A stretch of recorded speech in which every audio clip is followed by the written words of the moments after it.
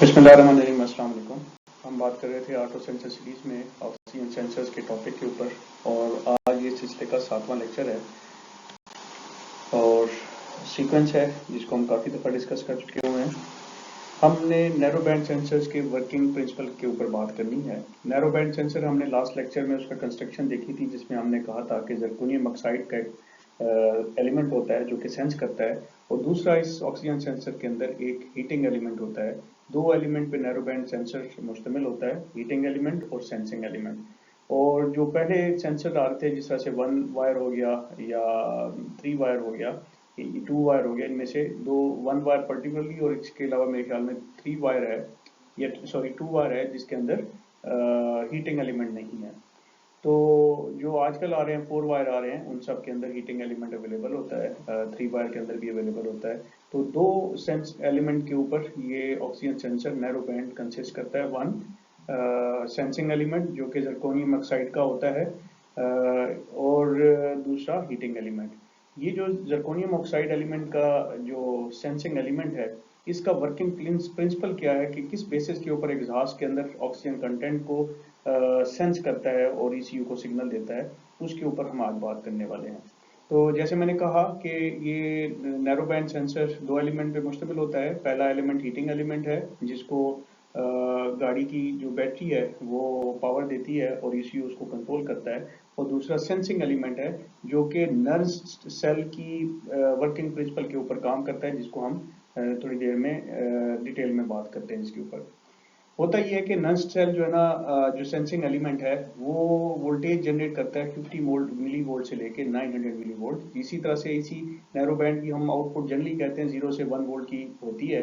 तो 900 तकरीबन 0.9 वोल्ट हो जाता है, 50 मिली वोल्ट 0.05 वोल्ट के बराबर है। तो ये इसकी आउटपुट है जो कि ये खुद जनरेट करता है, इसके लिए इसको बैटरी की ज़रूरत नहीं होती। और ये कैसे जनरेट करता है, ये बेसिकली मैंने बताया था कि कैविटी के थ्रू एक फ्रेश एयर जो है उसके अंदर जो ऑक्सीजन होती है वो इस हीटर और इस सेंसिंग एलिमेंट के दरमियान में अवेलेबल होती है, जिसके अंदर 21% ऑक्सीजन होती है। और बाहर जो एग्जॉस्ट है उसमें मैंने बताया था कि अगर अगर कंबस्शन चैम्बर के अंदर बर्निंग जो आग जो जल रही है, बर्निंग हो रही है, वो आइडियल है। तो और उसमें एयर फ्यूल मिक्सचर आइडियल है, 14.7:1 का है, 14.7 हिस्से एयर और 1 हिस्सा फ्यूल का है। तो इसका मतलब ये है कि जो एग्जॉस्ट में जो ऑक्सीजन बचेगी वो बहुत कम होगी, 1.8% से लेके मैक्सिमम 2% होती है अगर आइडियल बर्निंग हो रही हो, कंबशन चैम्बर के अंदर आइडियल फ्यूल मिक्सचर की बर्निंग हो रही हो। तो इन दो ऑक्सीजन कंटेंट को 1.8 से 2% या उससे ज़्यादा या कम, अगर उसमें कोई एयर फ्यूल मिक्सचर में गड़बड़ है, तो जो भी ऑक्सीजन कंटेंट है यहाँ पे और इसके अंदर मौजूद जो कि 21% नॉन ऑक्सीजन कंटेंट है फ्रेश एयर का, और ये इसके सुराख की मदद से आता है। अगर खुदा ना खासा ये सुराख ब्लॉक हो जाए तो आपकी ये फ्रेश एयर का जो ऑक्सीजन कंटेंट है वो डिस्टर्ब हो जाता है, तो इसकी कुछ ना कुछ फर्क आ जाता है। बहरहाल जनरली इसमें ऐसा इशू आता नहीं है। हाउएवर बाज़ औक़ात ऐसे केसेस भी आते हैं जहाँ पे ये इशू आ जाता है। तो इन दोनों को जब वो कंपेयर करता है, कंपैरिजन करता है, तो फिर यहाँ पे एक वोल्टेज जनरेट होता है जिसको हम चंद लम्हों में देखने वाले हैं कि वो कैसे जनरेट होता है। इस नैरो सेंसर की एक लिमिटेशन है जिसको हमने पहले भी डिस्कस किया है कि ये 300 डिग्री चार्ली, जब तक इसका टेम्परेचर, इस सेंसिंग टिप का टेम्परेचर 300 डिग्री चार्ली अचीव नहीं करता उस वक्त तक ये वोल्टेज जनरेट करना स्टार्ट नहीं कर सकता। अगर जनरेट करता भी है वो इतने कम होते हैं, पहले ही मैंने कहा था इसकी मिनिमम रेंज है 0.05 50 मिली वोल्ट, 0.05 वोल्ट से लेके 9.9 वोल्ट के पास है। तो पहले इसकी रेंज बहुत कम है और जब टेम्परेचर नहीं होगा तो ये हार्डली काम कर पाता है। तो इसीलिए जब तक ये गर्म नहीं होता उस वक्त तक ये गाड़ी को फीडबैक नहीं जाती, और उस वक्त तक गाड़ी जब इंजन रन कर रहा होता है तो वो एक हिस्ट्री के ऊपर रन कर रहा होता है। ओपन लूप में उसका जो फ्यूल का फीडिंग है वो ओपन लूप होती है, यानी कि उसको कोई फीडबैक नहीं आ रही होती ऑक्सीजन सेंसर की। इसी से आप याद रखिए कि अगर आपका हीटिंग एलिमेंट खराब हो जाता है तो narrow band sensor itself completely खराब नहीं होता। ये सेंसिंग का काम इसके बावजूद कर सकता है कि इसका हीटिंग एलिमेंट खराब हो चुका है। बाज़ औक़ात जो टेक्नीशियन लोग हैं वो हीटर के एलिमेंट को चेक करते हैं और देखते हैं कि ये ख़राब है और उसके अंदर वो कंटिन्यूटी नहीं दे रहा या उसकी रेजिस्टेंस बहुत ज़्यादा बढ़ गई है, तो वो कहते हैं कि जी ये चेंज करें। अच्छी बात है, चेंज करना चाहिए, लेकिन अगर आप चेंज नहीं कर पाते हैं तो भी ये सेंसर काम करेगा, लेकिन इसको थोड़ा टाइम लगेगा कि एग्जॉस्ट गैसेस इसको 300 डिग्री चार्ली पे लेके जा रही होंगी। तो इसीलिए मैंने कहा कि हीटर से ना होने से कोई इस पे ऐसा इफेक्ट नहीं है मासिव एसके के। इसका जो ये फीडबैक है वो काफ़ी देर के बाद अचीव होगी। हो सकता है पहले अगर विद इन 1 मिनट हो रही थी तो अब हो सकता है 5 से 6 मिनट लग जाए इसको, या 7 मिनट लग जाए। फिर ये सेंस कैसे करता है, ये बेसिकली नस्ट या नन नस्ट सेल की प्रिंसिपल पे ये वर्क करता है। उसमें होता ये है कि जो ऑक्सीजन सेंसर है वो जिरकोनियम ऑक्साइड का बना हुआ है। यही जो मैंने पहले बात की थी, ये जब हीट अप होता है तो इसके अंदर ऑक्सीजन कंसंट्रेशन है जो कि 21% है, और बाहर जो कंसंट्रेशन है आइडियली होनी चाहिए 1.28% से लेके 2% तक, या इससे ज़्यादा या इससे कम अगर होती है तो यहाँ पे टेम्परेचर जब रेज होता है तो ऑक्सीजन आयंस डेवलप होते हैं, और ऑक्सीजन आयन जो है ना हायर कंसंट्रेशन से लोअर कंसंट्रेशन की तरफ जाने की कोशिश करते हैं। अब हम देख लेते हैं, ये उसी तरह से ये टिप है, ये एग्जॉस्ट पाइप है और ये सेंसर की टिप है, और इसमें एग्जॉस्ट पाइप में एग्जॉस्ट में हाइड्रोकार्बन जा रहे होते हैं, मोनोऑक्साइड नाइट्रोजन मोनोऑक्साइड होती है, कार्बन मोनोऑक्साइड है और हाइड्रोजन अवेलेबल होता है। अब इनमें ऑक्सीजन कंटेंट काफी कम, बहुत कम होने ना होने के बराबर होता है। ये जो कंटेंट है ये जब आगे कैटालिटिक कन्वर्टर आता है तो इसमें ऑक्सीजन ऐड करता है तो कार्बन मोनोऑक्साइड कार्बन डाइऑक्साइड बन जाता है, और हाइड्रोजन पानी की सूरत में आ जाता है, और नाइट्रोजन मोनोऑक्साइड नाइट्रोजन डाइऑक्साइड बन जाता है। बहरहाल हम ये देखते हैं यहाँ पे 21% की कंसंट्रेशन है और ये हीटर है, और ये वो जिरकोनियम ऑक्साइड का शेल है जिसके बाहर जो आपका जो ऑक्सीजन थोड़ी सी अवेलेबल होगी वहां पे कंसंट्रेशन कम होगी, तो आयन जो है ना यहाँ से बाहर जाने की कोशिश करेंगे। तो जिरकोनियम ऑक्साइड से निकल के जो प्लाटिनम की मैंने इलेक्ट्रोड की बात की थी कि यहाँ पे इलेक्ट्रोड अवेलेबल होता है इस नर्नस सेल के साथ, ये प्लाटिनम का इलेक्ट्रोड होता है, वो इलेक्ट्रोड भी उससे डिफ्यूज हो सकते हैं आयंस, तो वो बाहर या अंदर ट्रेवल कर सकते हैं, बट वो आयन की सूरत में। जब ये आयंस ट्रेवल करते हैं तो होता क्या है, आपका आपका आपका करंट फ्लो करता है, आपकी वोल्ट पोटेंशियल डेवलप हो जाता है, एक साइड पे कम होगा और एक साइड पे ज्यादा होगा।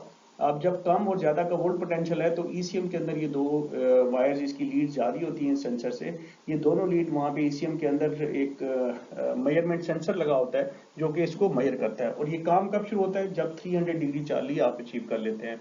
और दूसरी साइड पे जो हीटर है, मैंने जैसे पहले कहा था, हीटर को बाहर से गाड़ी के वोल्टेजेस आ रहे होते हैं, हाउएवर उसका ग्राउंड यहाँ पे डायरेक्ट दिखाया गया है, बट इसको कंट्रोल कर रहा होता है ईसीएम।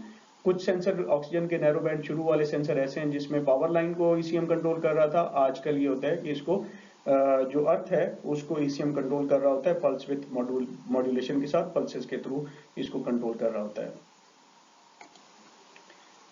अब हम मजीद डिस्कस कर लेते हैं नन नेस्ट सेल के वर्किंग प्रिंसिपल को, थोड़ा सा मजीद डिटेल में देखते हैं। यहाँ पे ऑक्सीजन की कंसंट्रेशन है 21% जो कि ऑक्सीजन आ रही है। मैंने कहा था सेंसर की इधर होल्स होते हैं, छोटे सुराख होते हैं जहाँ से एटमॉस्फेरिक एयर के थ्रू ऑक्सीजन जो एटमॉस्फेरिक एयर में होती है वो मौजूद होती है, और ये बीच में आपका जिरकोनियम ऑक्साइड का सेंसिंग एलिमेंट है, और उसके इर्द गिर्द बेसिकली आपकी प्लाटिनम की इलेक्ट्रोड्स हैं जो कि कनेक्टेड होते हैं लीड्स के साथ, जो कि सिग्नल्स लेके जा रही होती हैं। तो हायर कंसंट्रेशन है, अगर ये लीड एक यहाँ से इधर ले ली जाए और दूसरी लीड बाहर से ली जाए तो बाहर का जो सेंसर जो एग्जॉस्ट में ऑक्सीजन होता है वो यहाँ से, तो हायर कंसंट्रेशन से लोअर कंसंट्रेशन की तरफ जब आयंस ऑक्सीजन के ट्रेवल करते हैं तो यहाँ पे एक वोल्ट पोटेंशियल आ जाता है। अब इसी को आप कंसिडर करें, इसी चीज को, कि बाहर में एम्बियंट एयर इस तरफ है इस साइड पे, और ये आपका पूरा सेल है, और ये एम्बियंट एयर में 21% ऑक्सीजन है जैसे यहाँ पे है, तो अगर एक लीड यहाँ पे लगा दी जाए, ये अंदर वाली ये प्लाटिनम का जो इलेक्ट्रोड है इसको आप ये वाली साइड कंसीडर करें, और ये पॉजिटिव इसके साथ हायर कंसंट्रेशन के ऊपर यहाँ पे ऑक्सीजन है, तो ऑक्सीजन आयंस जब 300 डिग्री चार्ली टेम्परेचर आ जाएगा तो ये मूव करने की कोशिश करेंगे इस तरफ जहाँ पे ऑक्सीजन के आयंस कम है, जहाँ पे कंसंट्रेशन कम है, और ये क्या है, एग्जॉस्ट है बेसिकली, जहाँ पे मैंने बताया है कि 1.8 से 2% मैक्सिमम होते हैं, और ये उस वक्त होते हैं जब आइडियल होती है। आइडियल नहीं होगी और एयर फ्यूल में एयर ज्यादा है तो थोड़ा सा ऑक्सीजन कंटेंट बढ़ जाएगा, अगर लीन मिक्सचर है तो आपका ऑक्सीजन कंटेंट 1.8% से भी कम हो जाएगा।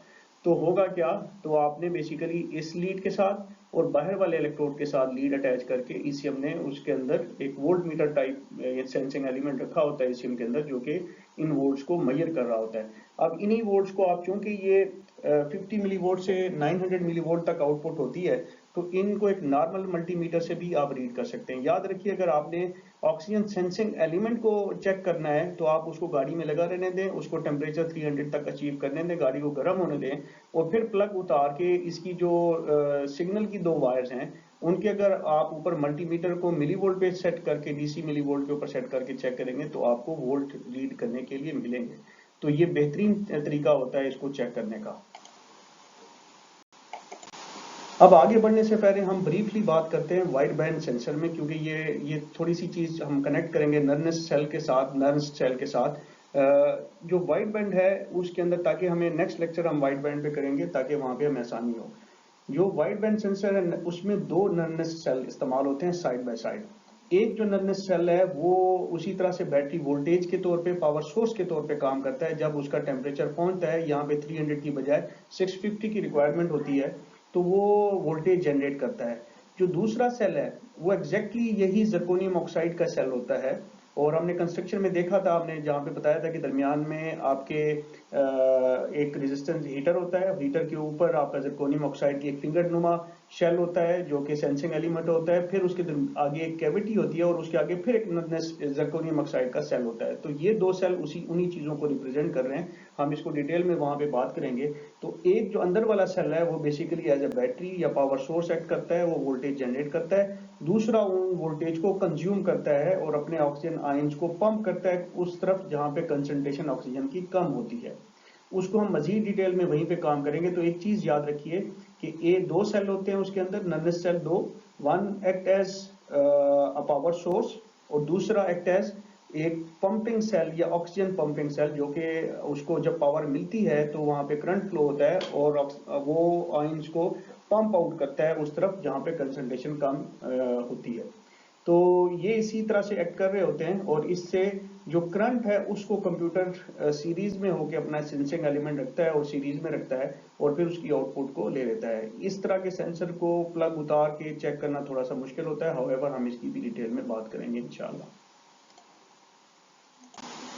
हम आगे बढ़ते हैं दोबारा उसी फिगर पे जिसको हमने पहले एक दफा डिस्कस कर लिया था कि ये हीटर है और यहाँ पे ये सेंसिंग एलिमेंट है और इसके इलेक्ट्रोड है अंदर की तरफ और बाहर की तरफ, और बाहर ये एग्जॉस्ट के अंदर ये ऑक्सीजन सेंसर की नैरो बैंड की टिप एक्सपोज है। जब 300 डिग्री चार्ली होता है तो ये सिग्नल देता है। अब अगर आइडियल इसकी बर्निंग हो रही है, एयर फ्यूल मिक्सचर आइडियल है और अच्छी बर्निंग हो रही है, तो यहाँ पे 1.8 से 2% ऑक्सीजन होगी। जब वो होगी तो उस वक्त आपकी जो ये सेंसर की जो ये वाली आउटपुट होगी, यहाँ पे जो वोल्ट आपको मिलेगा वो 400 से लेके 450 मिली वोल्ट, यानी कि 0.45 वोल्ट के आसपास मिलेगा और यहाँ पे लाई कर रहा होगा। यहाँ पे अगर आप देखें तो यहाँ पे लेमडा की वैल्यू दी गई है, जो कि लेमडा 1 का मतलब है 14.7:1, कि ये बिल्कुल ये बता रहा है कि आपकी जो बर्निंग में जो एयर फ्यूल मिक्सचर आपको मिल रहा है वो आइडियल है और 1 पे है। जैसे जैसे उसमें ऑक्सीजन कंटेंट जो है ना उसमें बढ़ता जाएगा, तो आपकी ये इस तरफ को रेज होता जाएगा, इस तरफ को ट्रेवल करता जाएगा, लेमडा 1 से ऊपर जाता जाएगा, और आपको जो वोल्टेज मिलेंगी वो लोअर साइड पे मिलेंगी। अगर आप इसके सामने लाइन ड्रा करें तो आप यहाँ पे कहीं फॉल कर रहे होंगे, और जब जब जो है ना ऑक्सीजन कंटेंट जो है ना इसके कम होते जाएंगे तो आपकी वोल्टेज जो है ना आपकी जो वोल्टेज है वो बढ़ेगी। आपका 14.7 से जब ये कम होगा, फॉर एग्जांपल 10.7 होता है, तो जब ऑक्सीजन कंटेंट 14.7 से कम हो गया, 10.7 हो गया है, तो आपका लेमडा 1 से नीचे गिरेगा, 1 से नीचे गिरेगा तो आपकी स्टेट अवे वैल्यू ये 400 से ऊपर ट्रेवल कर जाएगी। तो ये इस तरह से आपको 400 से ऊपर मिली वोल्ट से ऊपर अगर आपको मिल रहे हैं तो इसका मतलब है कि आपका सेंसर रिच ऑपरेट कर रहा है। और यहाँ पे हमने मुख्तलिफ जो फ्यूल हैं उनकी हमने गैसोलीन जो पेट्रोल होता है उसकी एयर फ्यूल मिक्सचर की जो आइडियल रेशियो है वो यहाँ पे हमने दिखा दी है। So that's all for now. I thank you all.